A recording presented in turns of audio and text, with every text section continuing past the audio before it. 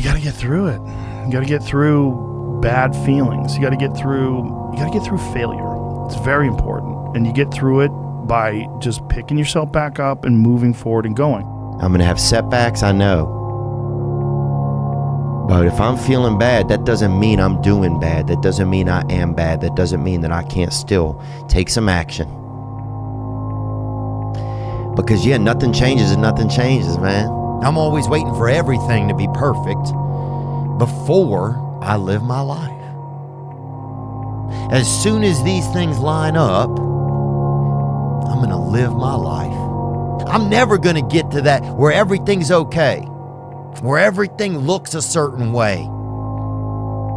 And in the meantime, I'm burning the best time I do have available. I'm burning that candle up.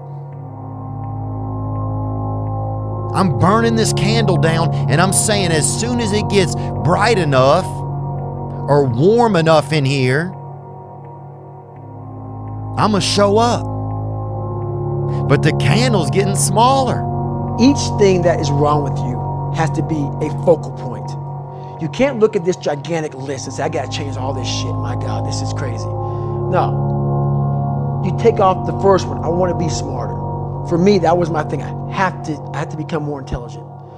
I have such a severe learning disability. I mean, I can't retain shit.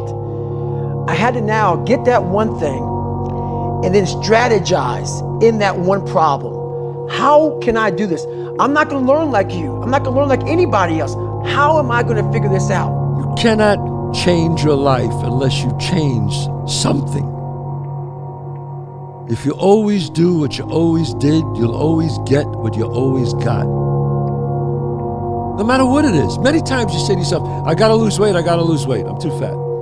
And then you know what? During the day you eat at night, and then next day you get mad at yourself. Well, what do you want?